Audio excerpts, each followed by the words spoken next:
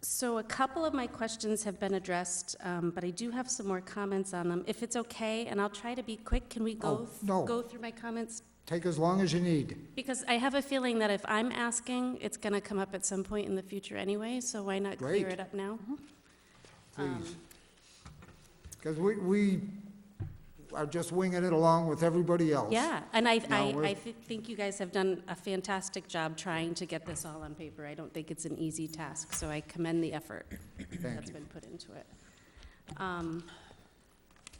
So I put Tracy on the spot, I think, at our Board of Selectmen meeting when she came to us with this, and I apologize for that. That's okay. And I have talked to the town manager. We had a quick conversation today about it too, but I just want to bring it up publicly. When I read the purpose of this article is to provide property owners and occupants an opportunity for effective identification of goods and services provided on the premises. So to me, that only speaks to business purposes. I don't feel that the purpose of this policy at all speaks to what just homeowners is, homeowners who aren't business owners, who don't have a product, who don't have a service. I don't think it speaks to this bylaw getting at that purpose. And maybe you guys have determined that it shouldn't speak to just individual homeowners who are just homeowners and what they can do with signage. I personally Yeah. feel like it's something that maybe is missing from the purpose. Well, I read that, I read your comment in the Winchton Courier, you know, was- so I did see that. I wasn't able to. I didn't read the Courier, I'm sorry. Okay. No, good slap. I do sometimes, I didn't, yeah.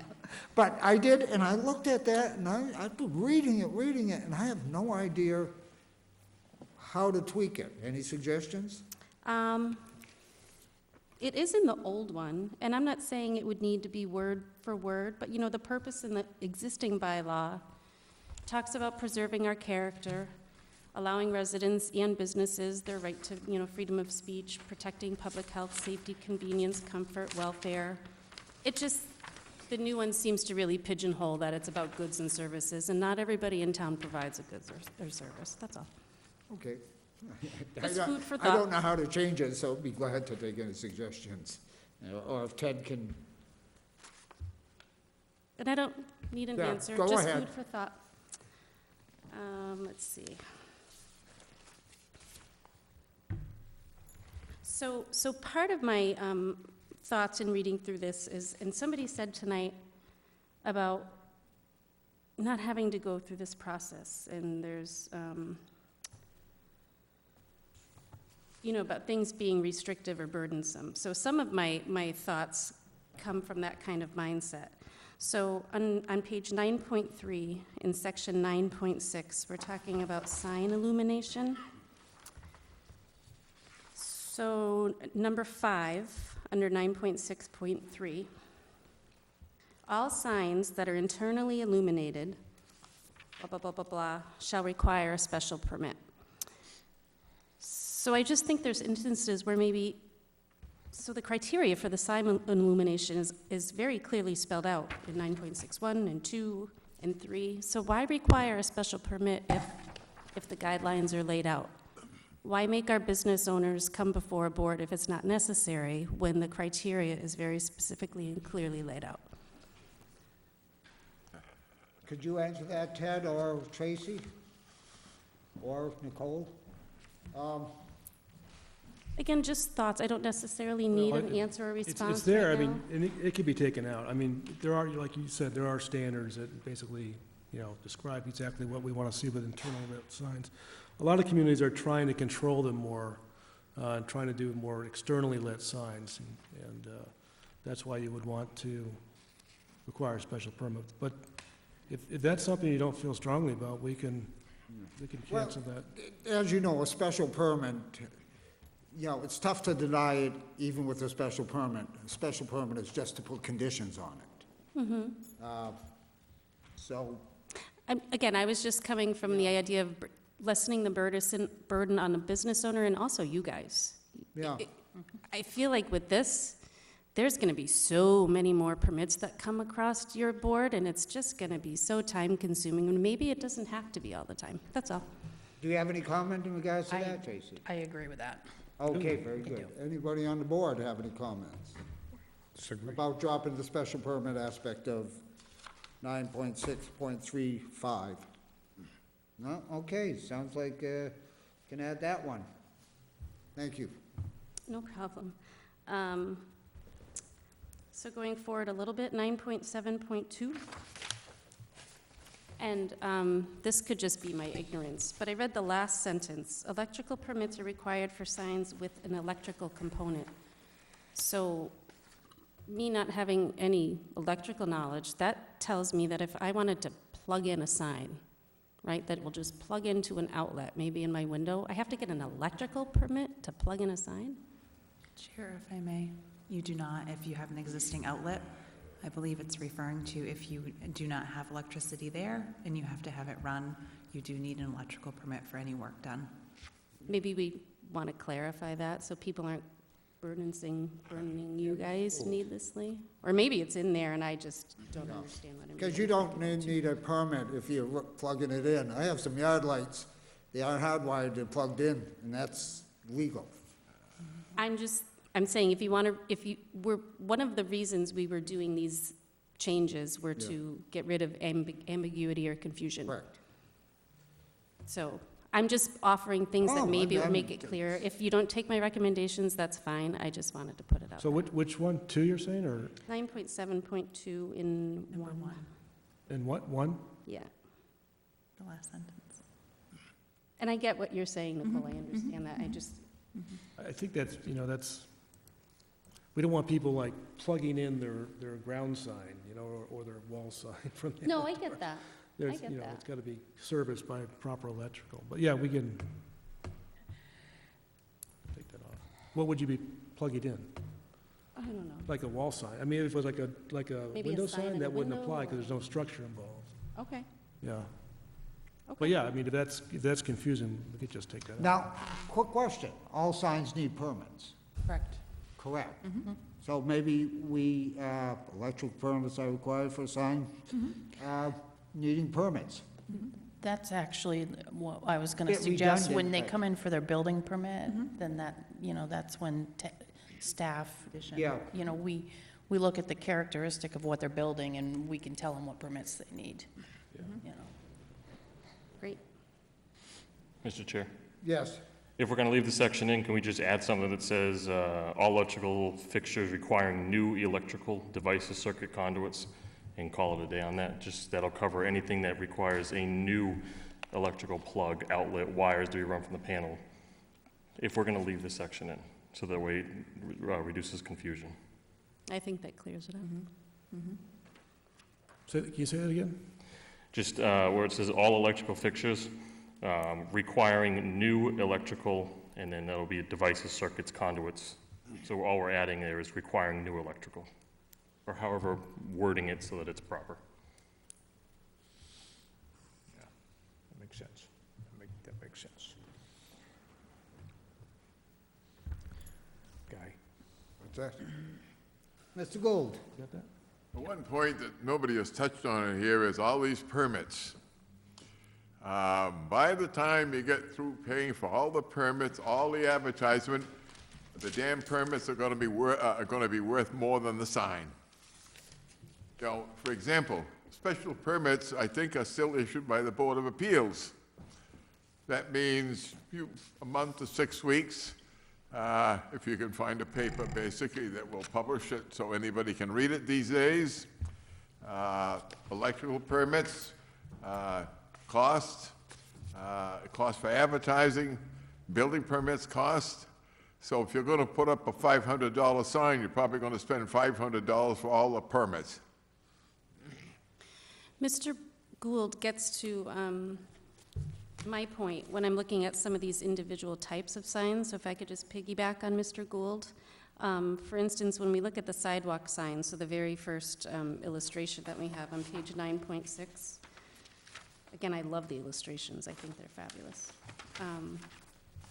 So those, I see that they're not at all allowed in the 3 residential divisions. A special permit is required in 2 of them. It's only permitted outright in one District. Thank you, district. It's reading my mind, which would be the planned development.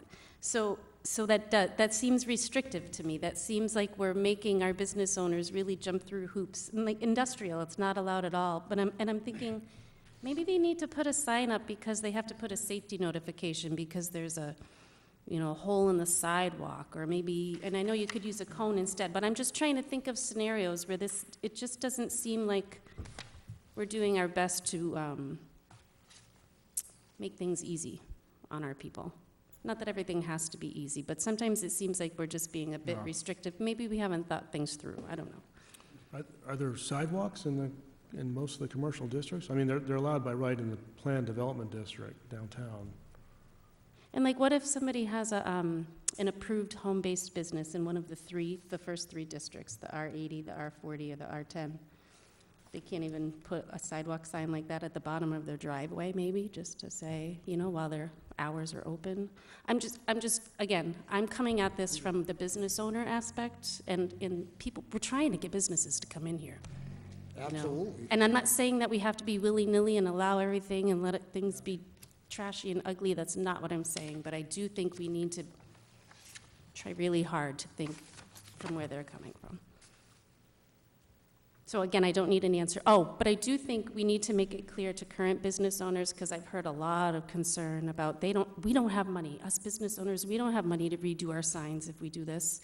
And I know Tracy did tell the board members that things would be grandfathered in, and I just want people who might be listening or watching this to hear that. Yes. That things will be grandfathered in. Oh, absolutely, yeah. Yes. This is for new. Right, but These are for new signs, yeah. I think that needs to be broadcast loud and clear. This is for new, going forward, not going back. Yeah. Loud enough? No. And so when we get to the next one, B, the display case. People who don't have it in front of them, it's a small case, looks like, on the wall of your building. It's not at all allowed on somebody's approved home-based business in the first three districts. Seems a bit restrictive, just in my opinion.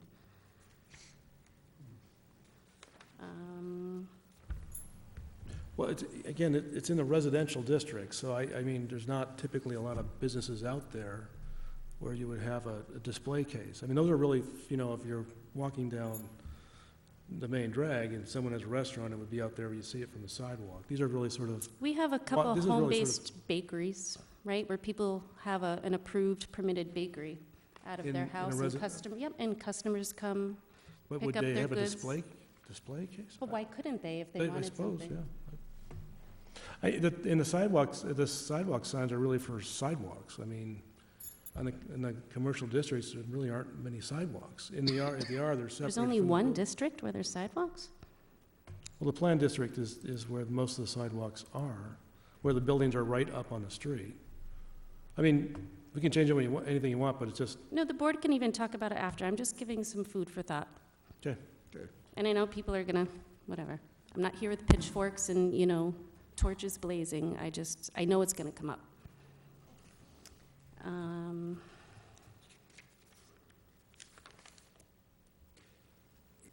Danielle, as stated, this is probably the exception. You'll never come across it, or you come across one.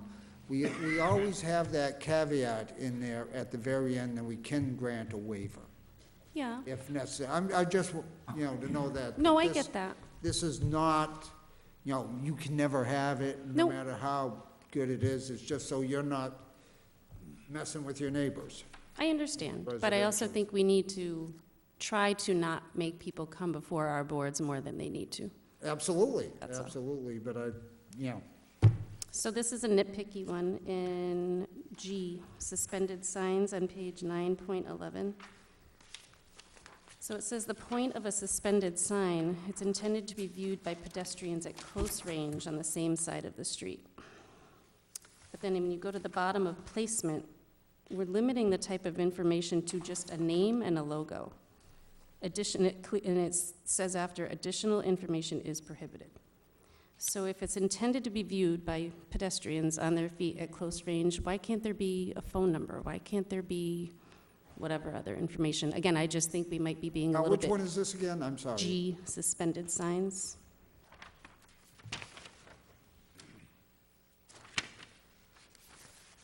It's on page 9.11. Oh, page 9.1. Yep.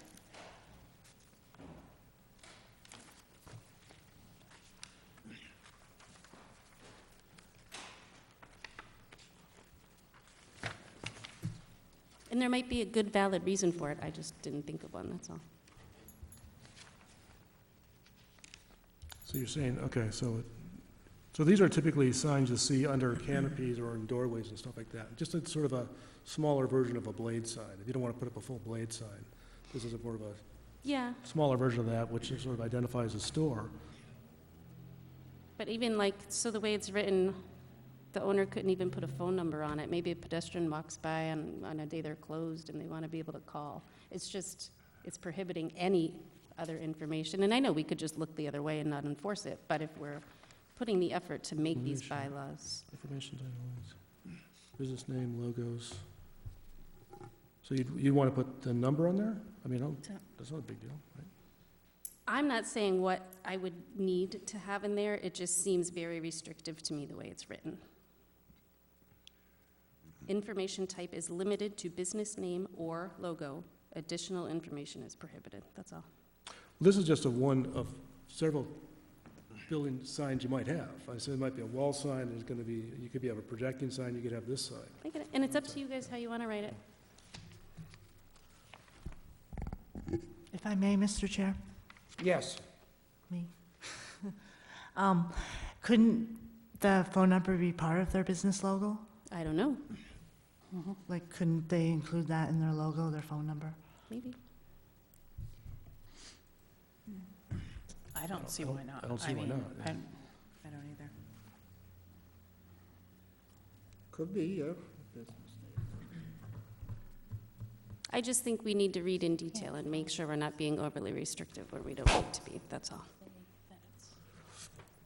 But Any suggestion on that, Ted? Well, we could just say it's, related to the business, whether it's a phone or a logo or name, I suppose.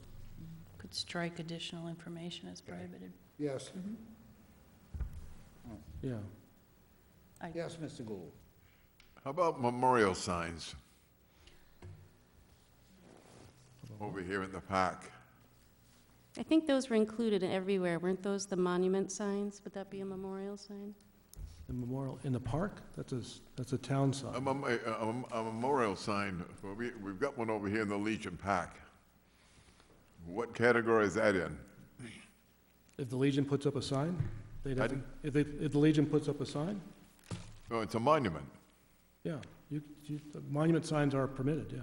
Are you saying, is it a monument to the wars? World War I veterans. That's, It's a veterans monument, that's right, why the I'm veterans asking. monument, Yeah, yeah. that's- That wouldn't be covered under here. That would be something you'd probably go That's to the not a selectmen sign. to get a. Okay, yeah. but if something like that is existing, Yeah, does it fall under these categories? No, it's anything new. Where does it say it doesn't? That's Mass There's a General whole- law. Yeah, there's another, yeah. I mean, you're gonna start splitting hairs with these things, you just, that's all there is to it. There's no ordinance in the state that says, if you put a war memorial up, that you have to go through sign review. I mean, it's something that, I mean, if all these things go through, the selectmen are gonna put a sign up basically in their office with your picture on it, say wanted. I mean, that's just about really it boils down to.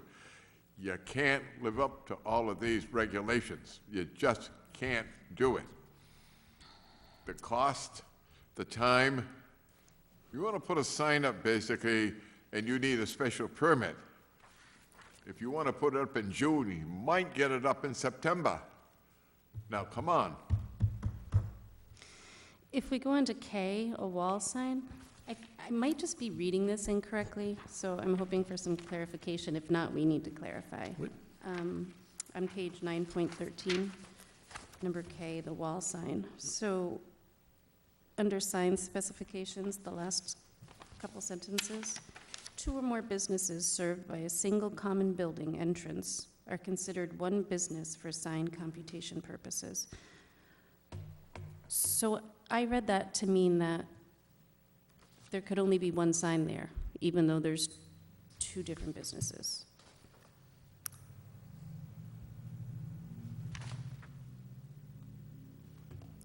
One sign is permitted per business frontage on the primary and secondary street. So, Where was that? number of signs, one wall sign permitted per business. Per business Frontage, frontage? yep. Is that meaning like the Yeah, east so like, wall if you look at it, is a yeah. frontage, the west wall is a Yeah, like frontage? these two are business frontages. So you see the wall sign on the left and the wall sign on the right. So everybody that has a business would have an opportunity to have a wall sign. So what does that last sentence mean? Two or more businesses served by a single common building entrance are considered one business for sign computation purposes.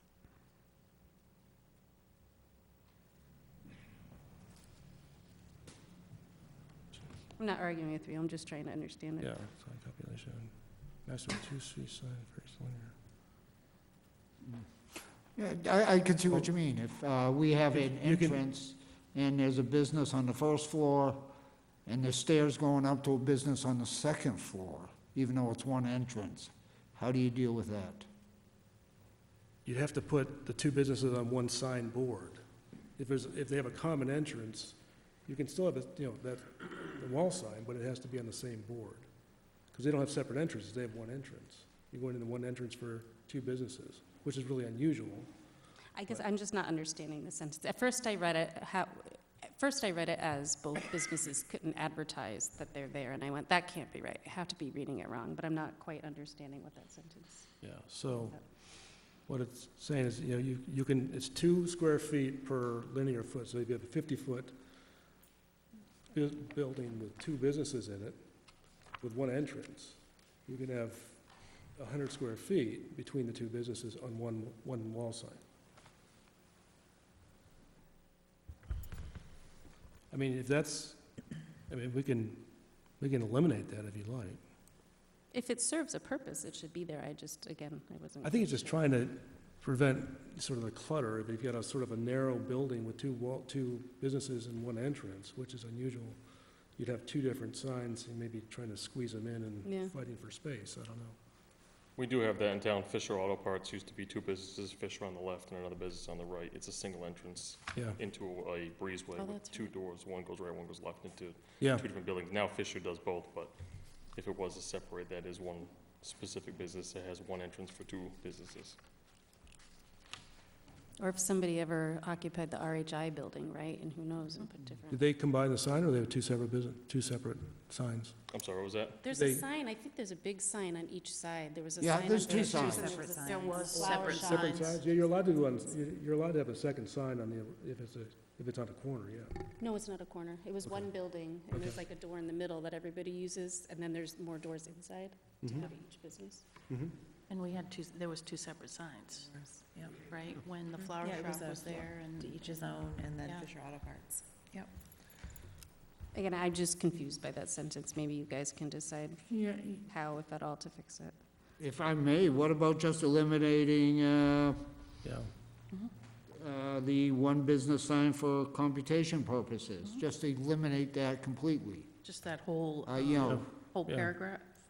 Yep.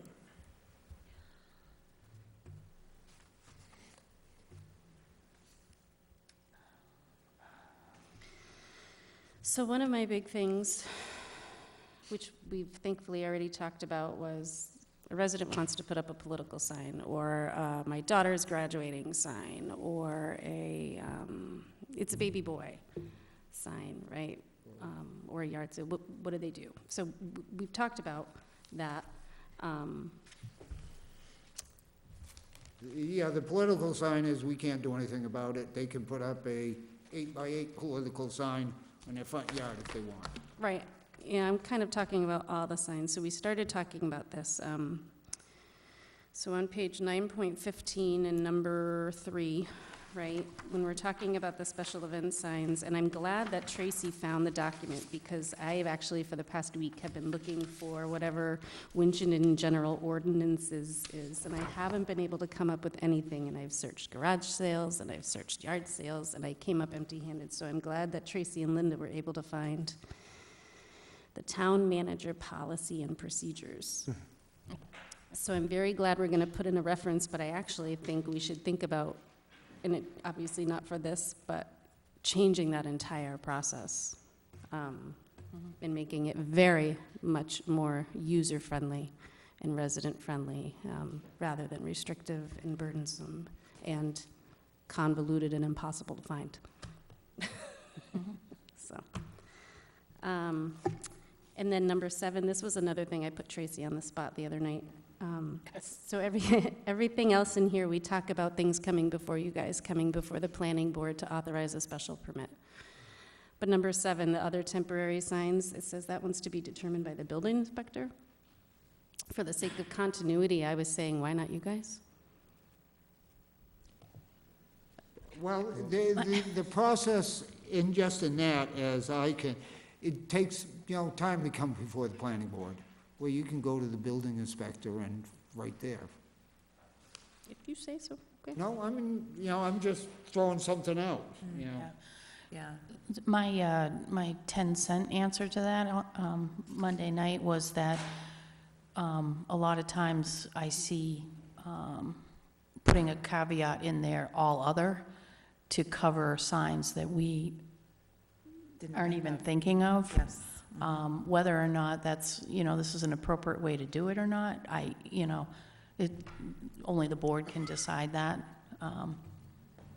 That's up to the purview of the board.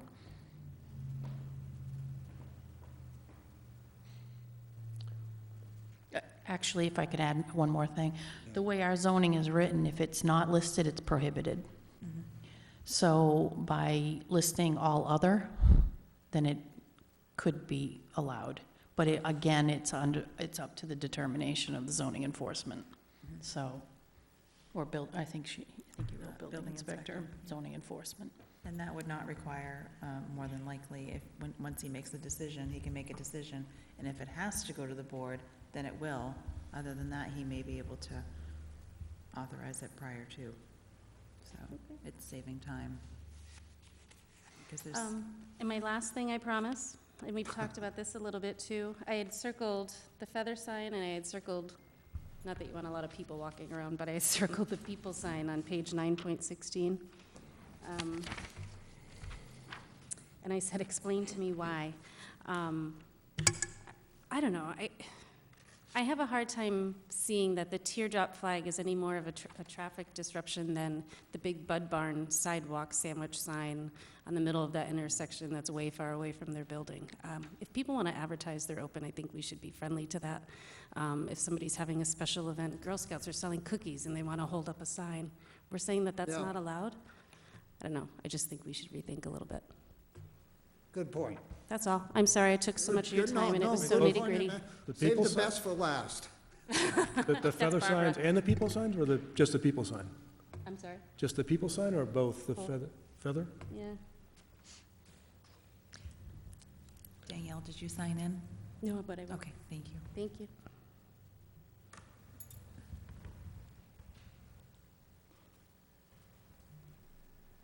And people signs seem to be very temporary. It's either tax season or, as Danielle pointed out, Girl Scout cookies or car wash for the church.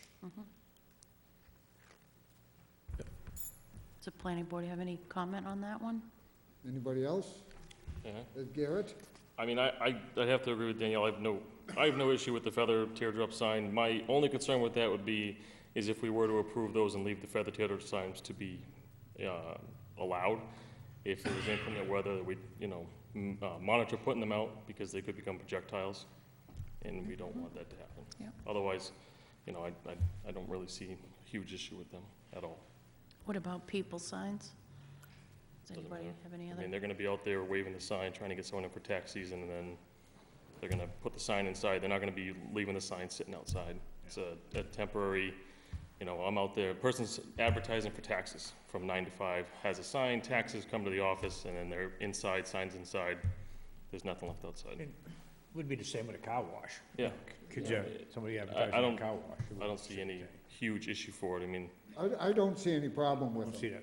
And it actually, the people that are holding the signs are usually disadvantaged to No, give you a worse, it gives them a buck. I know a couple handicapped people that do that.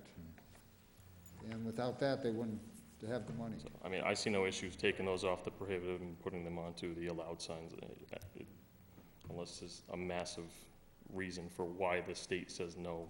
I don't see why not.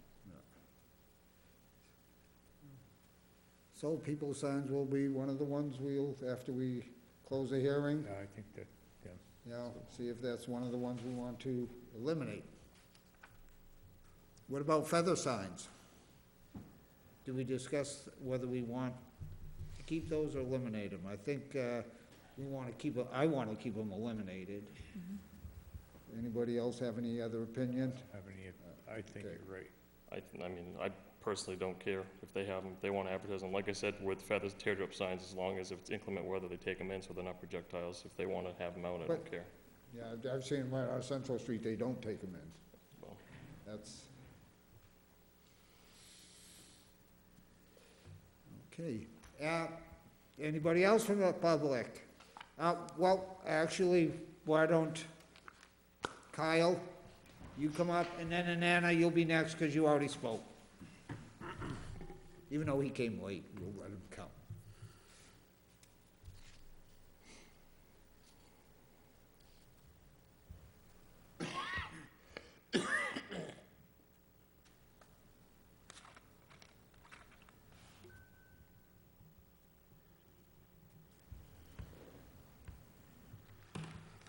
Hello, I'm Kyle Bradley, 88 Pleasant Street.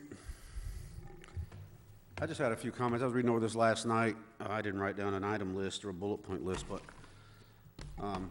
it seems to me that whoever wrote this forgets where we live.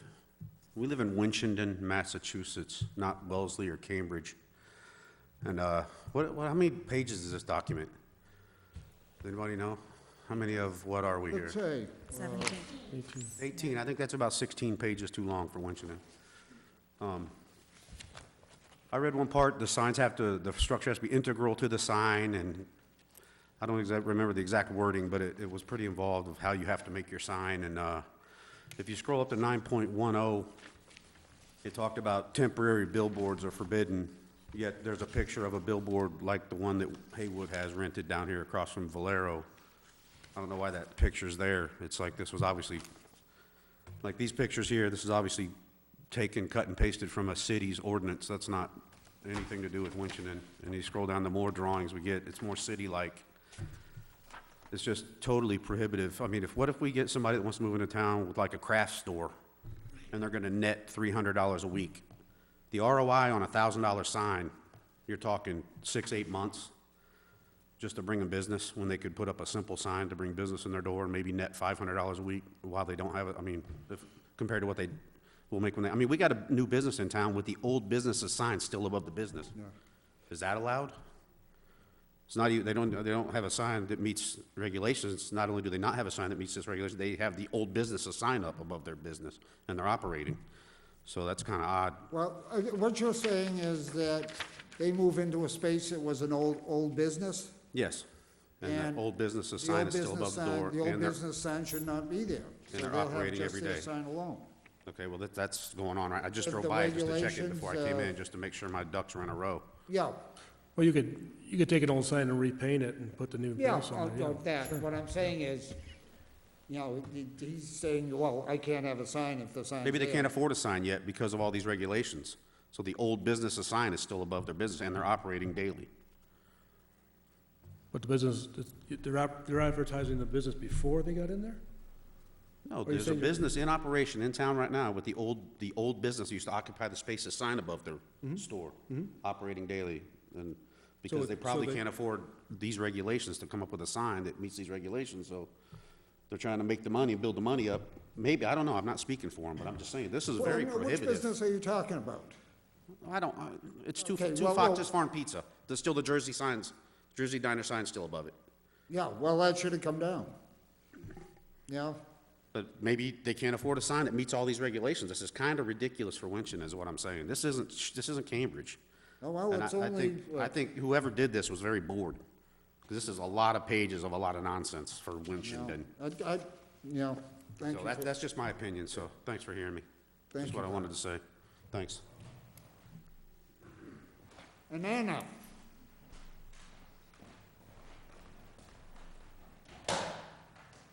Just a point that came to mind when I was listening to Ms. Lapointe talk. Do not underestimate the number of home-based businesses in Winchendon. You know, I've been building a community directory. Anybody who has any kind of business in Winchendon, I'm putting them on my directory of businesses. There are several dozen home-based businesses, and there are more of them starting up all the time. Yeah. And what had occurred to me was that we have several categories of signs which seem rather harmless. I mean, a signboard on the, you know, the sign case isn't going to trip anybody up on a sidewalk, and yet they are totally banned from residential, you know, R10, R40, and R80. These businesses are allowed to operate in those zones, but we're telling them that they can't put signs up in their zones. So maybe we need to think about business is changing, and we're seeing a tremendous amount of entrepreneurship in Winchendon right now. It's really quite amazing. And what I've noticed trying to collect these people and sort of help promote them with the courier is that they have a lot of trouble promoting themselves. And so maybe it behooves the town not to make it even harder for them. In most cases, these businesses are not allowed to have a lot of traffic come to their site. Many of them don't want people coming to their homes. They go out elsewhere. But if they need their business to be found, they should be able to at least put a sign out that says, yes, this is the address where this business is operating, if you need to find me. So I hadn't thought of that before, and I just wanted to make that point before we wrapped up. Could I interject to the chair? Yes. In our zoning bylaws, under Article 6, we have a home-based business section, and in that section, it has a provision for signage for home-based businesses. It does allow signs. It doesn't allow an A-frame, of course, which is what this is about. But there are provisions. Again, we'll be looking at Article 6 as well, and you know, it's an opportunity for us to look at signage in conjunction with this. I'm not saying that it's not appropriate to do it here. I'm just saying that there is, at the present time, they can have a sign. They do allow bracket signs, smaller Yeah. ground signs. Yeah. Yeah, well, But, you know, that's a good point. I mean, you're right, there are a lot of Mm-hmm. home-based businesses that are out in the more rural parts of Mm-hmm. town, and how do they advertise? If they don't want to build Right, a bigger sign, right, maybe the A-frame should be allowed there by, you know. yeah. Especially post-COVID. It's sort of you have to be careful, because if you're in a neighborhood, well-established neighborhood, and there's a bunch of A-frames out there on the sidewalk, and that might be, for the rest of the neighborhood, that might be, you know. Do you an have issue. any opinions on that? Mr. Gould. I don't want to interrupt anybody.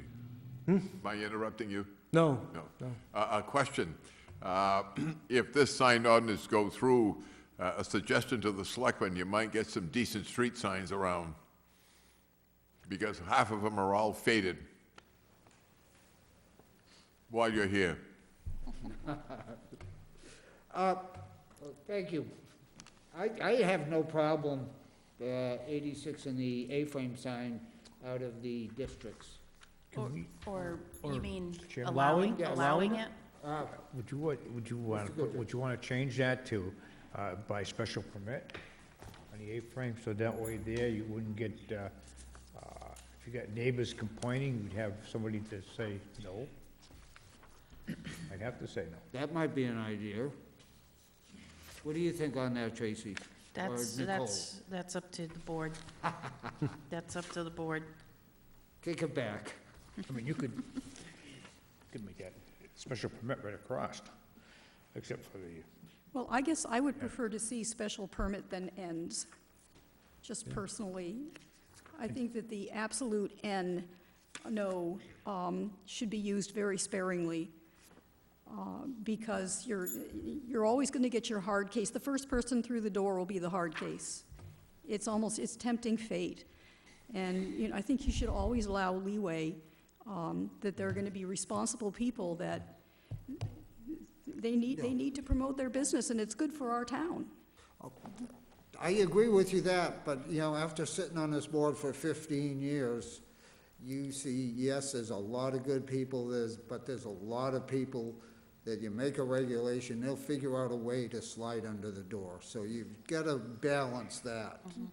And, hate to be cynical, but, we've seen them, and then we've had to tighten the regulations, do this, do that. But yes, I have no objection to doing the A-frames to special permit. I don't know how the rest of the board feels. I think that's, Well, that's just my opinion. Well, thank you. Hey, we need all the help we can get. As we see, we're just citizen planners. This is not our expertise. Art, do you have any opinion one way or the other on that? I see you're very pensive. As far as display cases go, it's not appropriate for a home business. What, the A-frame? But the A-frame could be Inappropriate? appropriate Appropriate, okay, I'm sorry. on a special permit. Yeah. special permits, right. Yeah, so why don't we, it seems like we get the opinion special permit on the A-frame. Now, you had said that we also have regulations under home-based businesses for the Correct. signs, so. Correct. Yeah, I think the A-frame is the only one that probably would, And there'll be an opportunity when you get to Article 6 to make some changes Yeah. to even further support home-based businesses, because I think that section needs quite a bit of work as well. so we'll go with special permit on that. Any other people, any other questions or replays? Do we want to go over, do we need to go over the list of changes before I close the hearing? I think so, because if you need more information on any of them, Okay, very you good. wouldn't be able to get any more information if you close the hearing. True, true. So, one outstanding issue that I didn't write down was, you didn't discuss flags. Inanna came up and discussed flags. Our zoning is silent on flags, so I don't know if you wanted to add anything or not. Flag? Yeah, I would not want to. Myself, I don't know any other board member. On flags, a flag is that same distraction that you got the guy good doing that. That was just a question, because she Yeah. had asked and there was no Right. discussion, so, okay. At this point, anyway, Okay. because we're going to be going back to town meeting for the next couple of years, so if there's anything we need to tweak in this, one little bit, Okay. we can do that. I have quite a few here. Okay? I'm going to try to go in order. On page 9.1, the very first thing. Sorry, I lost my place. Page 9.1, in the purpose. This purpose of this article is to provide property owners, residents, and occupants an opportunity. Do you want to add residents there? Sure. Very first line? Anybody else? That very, right at the top, Ted, the first top. This purpose of this article is to provide property owners, residents, and occupants an opportunity. Yeah, I think we should add that. I feel like this document is very cut and paste from some other document and not tailored to Winchendon. And I feel like that was Kyle's angst with it, that we really need to look at it and make sure it fits our town. I don't know what document it came from, but it clearly is from another bigger document. And so the fact that we're putting resident into it clearly shows that not much thought was into it before it was cut and pasted. I mean, we could go back to the original purpose statement if everyone's Yeah. comfortable with that. current. Does everybody you have the original purpose statement in front of you? Yes, I have it. Do you want to go back to the original purpose? Well,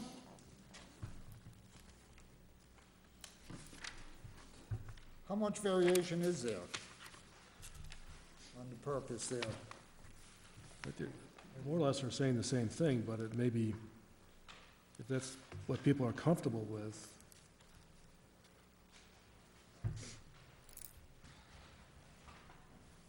The only modification on the existing zoning bylaw is we would have to take out C figure A .9.1 because that's an old figure number, because we're putting the figures right into the Well, bylaw. yeah, get rid of the figure. But- Myself, but- I think just adding the word residence, Okay. do it in that. Mm-hmm.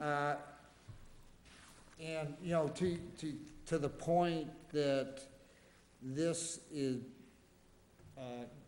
not tailored to Winchendon, I think Winchendon, you know, these are things that need to be spelled out. You know, we're not, definitely not Boston, but these aren't Boston. Yeah, you know. I thought they were, you know, pretty consistent with the character of Winchendon, but, you know, Yeah. if you don't think so, we could change it. I mean, well, we've been talking about them Yeah, since November, true. so I don't, No, I think. it's up to, I residents- mean, it's don't the know if prerogative anybody of the, else has any- it's the I prerogative of the understand board your for point, sure. but this is what we. No, I think adding the word resident Okay, Yeah. kind of tailors to what it is, and it kind of sticks with what changes we're looking to push forward and not okay. kind of revert back to the old matter of thinking. Okay. And then the next one is on the same page. If you, this is a suggestion, but you don't have to go through it, under applicability, 9.2.2, add a 9.2.3, and that's where we would mention the town manager's policies and procedures for anything within the right-of-way or in the town. Can you see what Ted's putting in there? And this is where we had talked about any signs On town property. on town property. Yep. Yeah, signs on town property that is under the jurisdiction of the town manager. And then that will refer them, so if anybody wants to do anything on town property, it refers them to the town manager. Or the board, you know, and then that way, it's not specific in that ordinance, bylaw or policy, but so that if that changes, the bylaw doesn't have to be changed. Yeah. Okay, so that's the second one. Throw it on the selectmen. And then, We talked about a bond on the signs. yeah, no. On page 9.3. Sorry, I didn't mean to say it like that. 9.6.3. We were gonna strike out line 5. I think you have it highlighted, right? Yep. Yep. Ted, is that the one you have highlighted? Yep. So we're gonna strike that out. Does that, everybody agree with that? Where you need a special permit? I am. Okay. Trying to go in order, and I didn't write it in order, okay? On page 9.4, Garrett's suggestion about all electrical fixtures requiring new devices. And then the rest can stay the same. This is under 9 point what now? It's on 9.7.2. Okay. All electrical fixtures requiring new circuits, conduits, raceways, and things will require, All electrical fixtures requiring,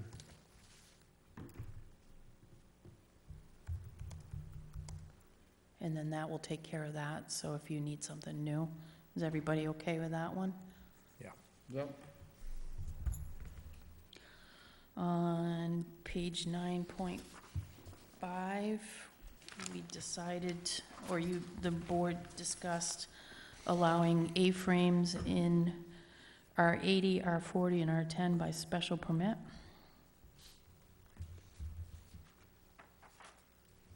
Is everybody good with that one? I am. Don't have any problem with that. I don't think you said display case in residential, correct? No, we did didn't, not, yeah, and I okay. think we were Yep. referring back to the home-based business having signs. Okay, sure. It is allowed by special permit in the R10, but the assumption was there's some businesses there. There is. The characteristics of R10 are, you know, more, if you're gonna find a multi-use, you're gonna find it in R10, because it's downtown, closer Yeah. to the downtown. Okay, let's see the next one. Do we want to allow in the C1, C2, and I, A-frames too, or not? Do you wanna, C1 is Route 140. Yeah. It's up to you if you want to allow A-frames out there. It is the Well, commercial, it's it is by a commercial. special permit now. It's a commercial area. It's so- by special permit now. Special permit. Oh, I'm sorry. I totally misread Yeah. that. No, do we want it by, Do you want to permitted buy, by right, or do we, you want to let them just do it? or not? I'd better do it by special permit, yeah. And C2 is neighborhood commercial, which is up Route 12 and down Baldwinville State. You want to keep that as special permit? Yeah. And then And mainly because you get into town Yep. on that C2. If you're out at New Hampshire border, Okay. Industrial, it's not allowed. Do you want to keep that? Industrial, up by Winchton Furniture, you know, Lincoln Ave Extension, that area is industrial. And then you do have some industrial over behind Hillview. no, I would go special permit with industrial just because of the factory that's out there. Okay, So that if they wanted to put an A-frame, okay. you know, if they wanted to have a sale of their Okay. furniture.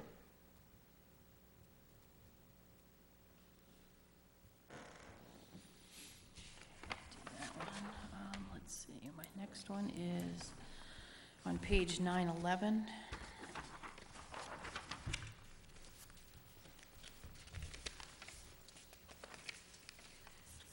We were going to, on the suspended signs, we're going to strike out additional information is prohibited.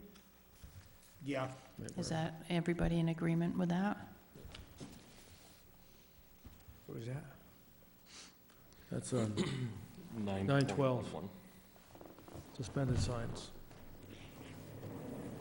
Okay. It's on the, should be on the. Yeah, under the suspended signs, G. Yeah, I don't think the size of that sign, there'll be any fluff Yeah, on it, you Yeah. know.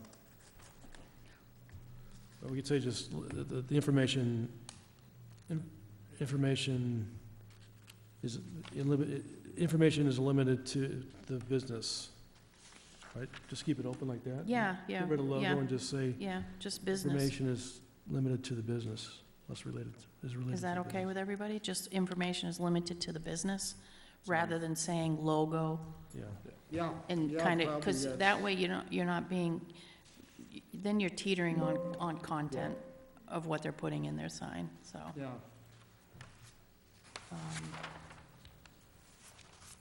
You know, especially in these days with websites and things like that.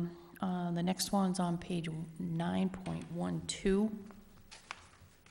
This was Ms. Sackett's recommendation to look at the definition of mural, because when you read it, it does, it says, can be screen printed, sewn, or adhered onto canvas-like material that is mounted flush with the wall of a building that identifies a commercial establishment. And we do have some things on canvas that are stuck up on the wall that may qualify under this. So how do we want to, What about permanently affixed? we absolutely, because what she was referring to was not permanently affixed. Yeah, So if we, I mean, because they can do a canvas Mhm. Screen as a printing. sign and permanently affix it. I've seen signs So get rid of sewn and adhere to canvas-like material? Or even permanently affixed to the building, you know, as a permanent, or some language so that, Okay. So the sign that is directly painted on or permanently affixed to the exterior wall of a building, or screen printed, because that would cover, I would imagine that, just adding that word permanently affixed covers it, because they can't just go get a screen printed sign with 4 eyelets and correct, and some roll. thread it to the building.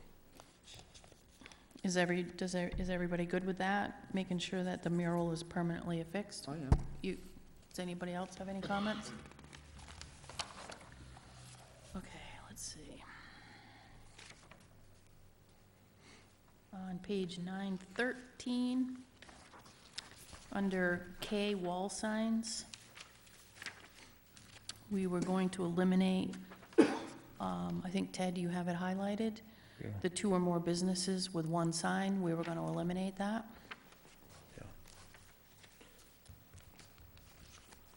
Yeah, I would.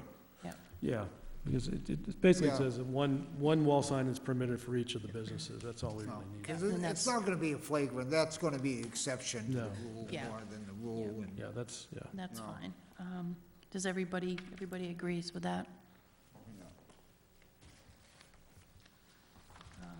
Let's see. On page 915.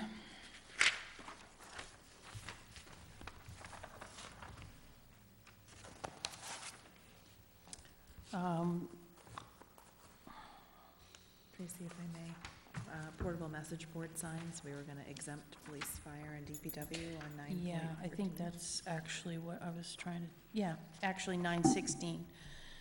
On 916, we were gonna put the exemption in that Ted has highlighted here. Governmental signs, things, you know, the trailer with the electronic sign, for lack of sophisticated way to say it. Yeah, I am all for that one. Okay, is everybody, you know, police, fire, DPW, and Yeah. other government agencies, okay? So, I missed that, so, Because in That our was old just bylaws, what they you had have in to, there. Okay. They Oh, want oh, to keep oh, that. right, Yep, right, they want right. to keep that, in our old bylaw, the selectmen had to approve that. yeah. And, you know, if they want to put up a quick sign that they're flushing hydrants on XYZ, And then, I just did that one. 9.17, the last page, you had discussed removing people signs? yeah, I have it on Not make- 9.6, but, Huh? I have it on 9.16, but. Oh, yeah, well, it got Oops. pushed over. No, you're right. Oops. No, you're right. that's why I messed up. So on the last page, you have a picture of people signs? Yeah. And you had discussed removing that? Yep. Everybody agree with that? The people Does that signs are cool? agree with that? Yeah. So Yeah. feather signs stay?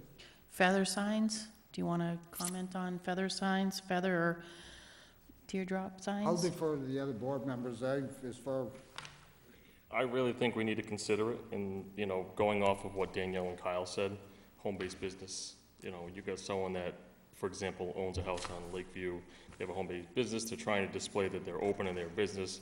You know, cost-wise, it's gonna be cheaper than to buy a feather or teardrop sign than trying to get this big A-frame, a fixed sign, or whatever is within their district. You know, again, we can put special regulations in it, just saying, you know, due to inclement weather, you need to make sure they're inside, so they don't become projectiles. You know, as for enforcing, that's something we need to look at in a different aspect. That's almost like having a special permit for that, because it depends depends where you put it in a residential area, you know? I mean, somebody in the neighborhood might not like, guy next door might not like to have somebody, you know? oh, feather sign? Yeah. Yeah. But, no, this is under temporary sign, Thank you. Right. you know, so it would not be permanent. I could go either way on that, so I will defer to, you got 1 for, 1 against, what do you think, Art and Bert? On feather signs? I'm not in favor. And we can put something there too, and saying that you can't have a feather sign like sticking out in the main road. It's gotta be a business that's, you know, within a reasonable distance, you know, you can't go to, I don't know, you, like, trying to think of a business on the road that we have. I gotta say, I'm gonna go against the feather signs personally, in my opinion. And the reason I'm thinking is a business puts 10 of them out there.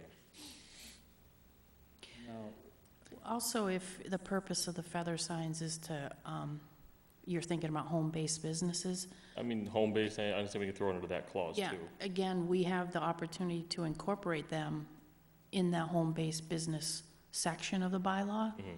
if we want to look at it there, and then there's probably, you can do a little 'cause bit more I see spot. those feather signs down in front of Mesia's building, I call, it's not Yep. Mesia's anymore, but, Mhm. yeah. So what did the board just, I don't know what you I don't guys know, decide. blabbling. We're just blabbling. People signs, yes, for me, feather signs, no. Art? I'll go along with that. Yeah, I'll go along with it. I'm yes on No. both of them, so. You're not married to it? And just, you know, what do you think? I want to get your opinion over here, I draw think you we should, in. if it's an issue for home-based businesses, we should put it in the part about the home-based businesses. When we look at that, We yes. can discuss it then, Yeah.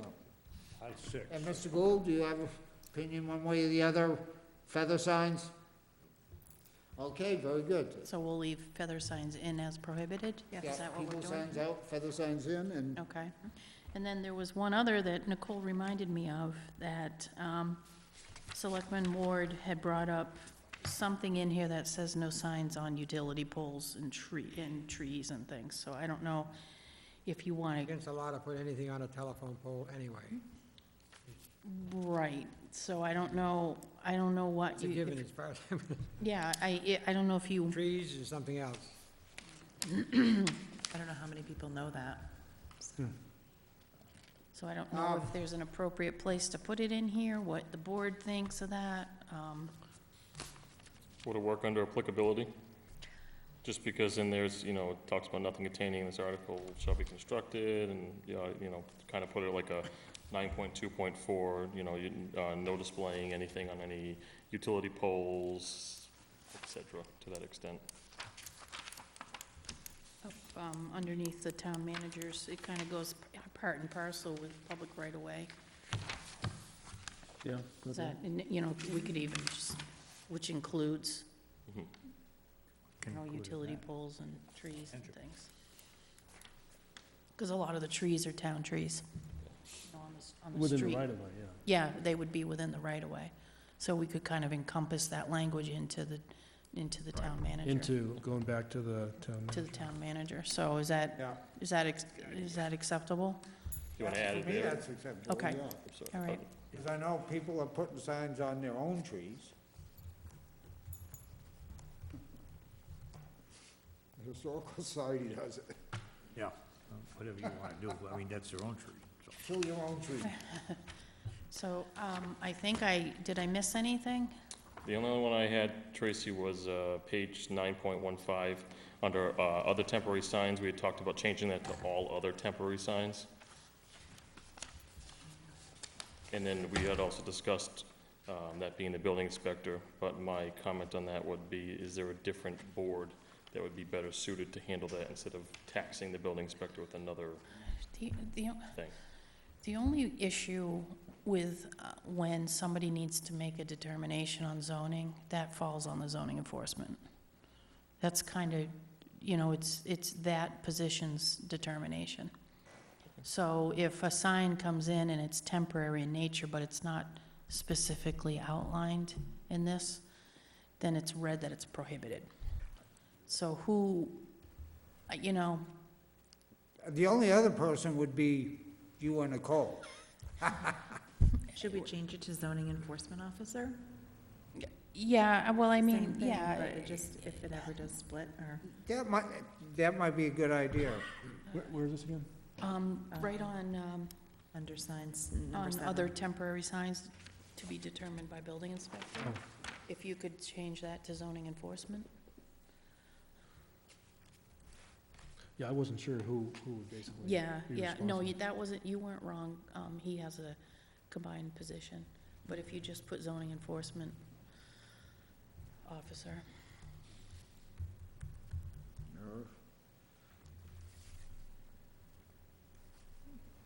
or building inspector or or his official, I designee. don't, I think he might be official. Okay, does anybody else? Did we miss anything that anybody else So what has? did we change that last one to? Oh, zoning enforcement. And we added the verbiage of all other signs. Oh, You wanted all other signs? I think that's what we had brought up, right? Someone had made mention that we had nothing in there about all other type of signs, right? yeah. Or does other temporary Just put signs all, number 7, encompass it? all other type signs. I don't remember who came up and questioned that, I don't recall who it was. but I don't know if it really was, matters. It was Selectman Lapointe, Select Person Lapointe.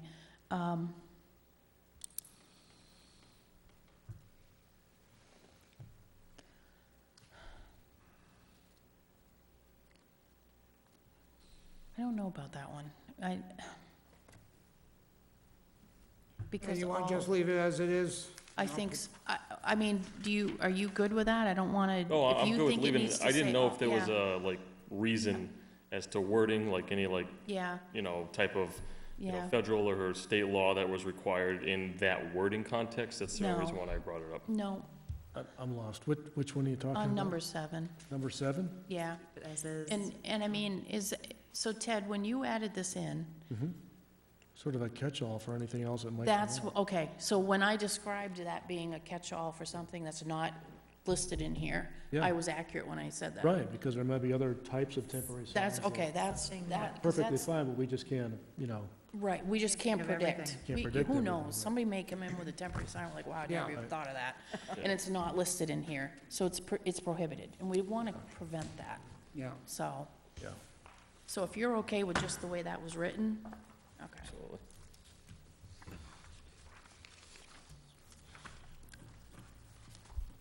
Oh, one more call, is that everything?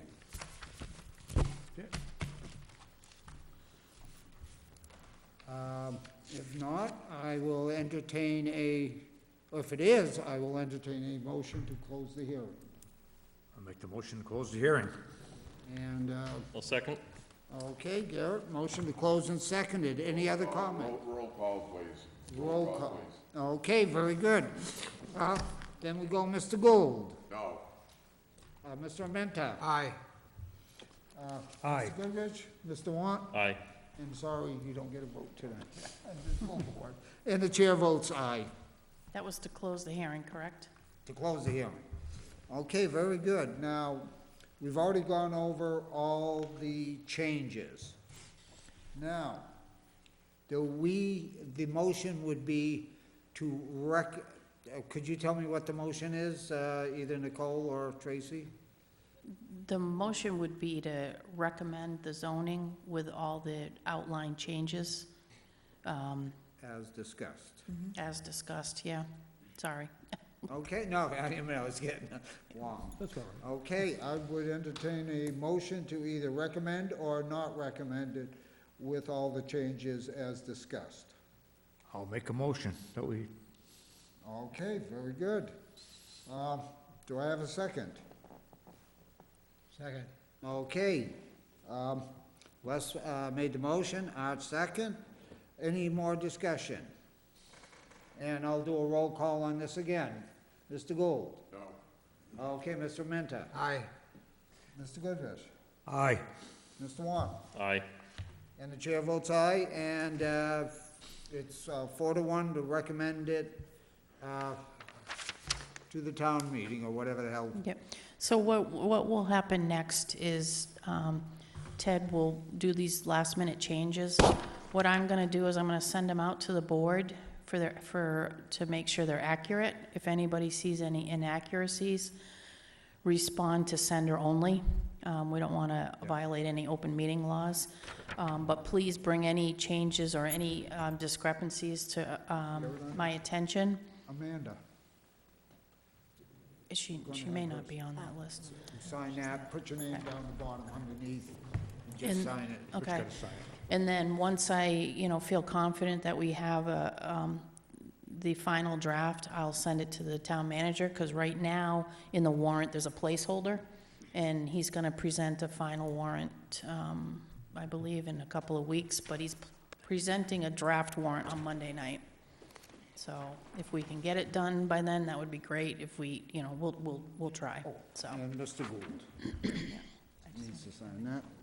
Okay, very good. We have one other item that, what do you Yes, need? if we could just please approve the minutes from the 15th. That's what I was coming to. Okay. We have the Thank you minutes so from much. March 15th, 2022. Awesome. Thank you. I Remote really- meeting via Zoom. I don't know if everybody had a chance to review them, but I would, if everybody feels comfortable, I entertain a motion to approve Make a motion to approve. I read as them. written. I read them. Okay. I'll second that. Mr. Wan, second. Any discussion? All in favor? Aye. And the chair votes aye, and these are approved. Now, all we gotta do is get some signatures.